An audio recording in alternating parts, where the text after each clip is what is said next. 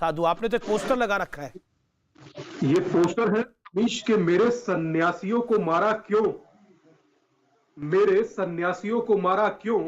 और जिस तरह की मैं स्थिति देख रहा हूं तमाम उन लोगों की, कथित लोगों की, कि सन्यासी ही तो मरे हैं, छोड़िए ना, क्या फर्क पड़ता है। नहीं, वो तो सन्यासी, कई लोग तो एक वर्ग तो कह रहे हैं सन्यासी नहीं थे, चोर थे, बच्चा चुराने वाले।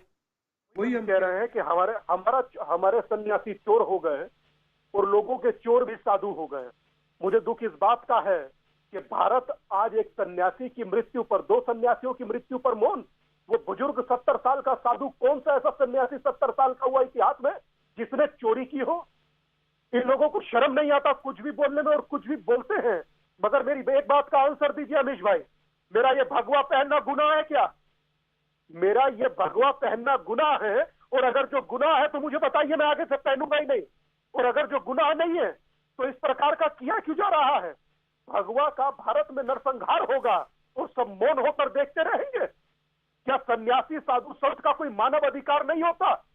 क्या हिंदुत्व का राग अलापने वाली सरकारें मौन क्यों है, मरा सा महसूस क्यों कर रही हैं? क्या सनातन के नरसंहार पर देश चुप रहेगा?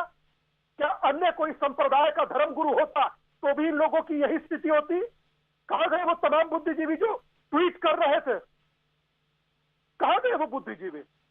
मतलब इस प्रकार से नरभक्षियों की भीड़ के आगे एक सन्यासी को, 2 सन्यासी को पुलिस छोड़कर भाग गई।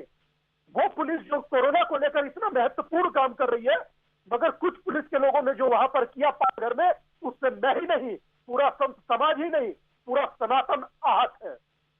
कैसे आप नरभक्षियों के आगे छोड़कर जा सकते हो? एक अभी हमारे साथ शिवसेना के सांसद हैं, उन्होंने बोला कि रात के टाइम पर साधुओं को निकलना ही नहीं चाहिए था।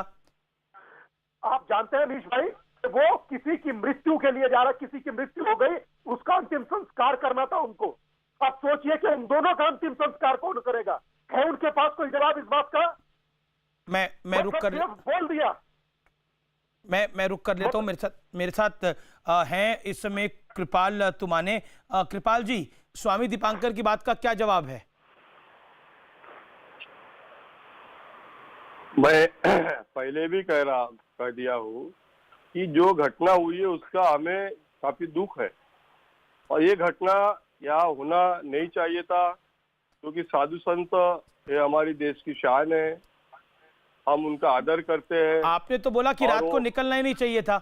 नहीं, मैंने क्या मेरे कार्यक्रम में बोला ना, रात को नहीं निकलना चाहिए था। आप समझ लीजिए ना, मैं क्या कहा कि भाई किसी को लॉकडाउन तोड़ने की परमिशन नहीं है। उन्होंने लॉकडाउन क्या तोड़ा? वो तो परमिशन के साथ जा रहे थे। नहीं, ये गलत बात है। ये जांच में पता चलेगा क्या है क्या नहीं। देखो, नहीं, उनके पास कागज थे। ये अपनी डिबेट दीपांकर जी, ये अपनी डिबेट है। अभी अपन ये नहीं बोल सकते कि कागज बिल्कुल डिबेट है, लेकिन चैनल पर फैक्ट्स को तो हम सही से रखेंगे ना। एक मिनट, स्वामी दीपांकर आप भी नहीं। मैं सांसद महोदय की हर बात मान गया, मगर मुझे इतना सा जवाब दीजिए कि वो जा रहे तो क्या मार दीजिएगा? मजाक बनाकर रखा है सनातन को। आप कैसे बोल पा रहे हैं आदरणीय, मुझे समझ नहीं आ रहा। संजय गुप्ता शिवसेना को अच्छे से जानते हैं, संजय गुप्ता कुछ रिएक्ट करना चाहते हैं। संजय गुप्ता बोलिए। स्वामी जी, ये गलत ही बात हुई है जो हुआ है। देखिए, सबसे पहले तो मैं आध्यात्मिक गुरु और स्वामी जी को प्रणाम करूंगा और साथ ही साथ उनको बताना चाहूंगा कि जिन साधु महाराजों को जिन लोगों ने मारा, उन लोगों के खिलाफ हत्या के मुकदमे दर्ज किए गए हैं, ना कि गैर इरादतन हत्या के मुकदमे। क्योंकि उन लोगों ने पुलिस की मौजूदगी में भी, पुलिस के आ जाने के बाद भी साधु महाराज को मारते रहे। अच्छा, कितने आपने साधु देखे हैं जो 70 साल के साधु देखे हैं जो बच्चा चोरी करते हैं? बताइए मुझे आप। नहीं, बच्चा चोरी वाली बात नहीं है। जो भी उनके मन में जिन लोगों ने साधु महाराजों को मारा, ये बच्चा चोरी वाली की कोई ऐसी बात नहीं होनी चाहिए। क्योंकि सरकार तो यही कह रही है, महाराजों को मारा पुलिस के आने के बाद, यही कह रही है कि अफवाह के चलते पिट गए, पुलिस के आने के बाद, गलतफहमी के चलते पिट गए। पुलिस के आने के बाद भी जब वो मारते रहे तो इससे पता चलता है स्वामी दीपांकर साजिश थी। इसीलिए मुझे सिर्फ इतना बता दीजिए, मेरे सन्यासियों को मारा क्यों?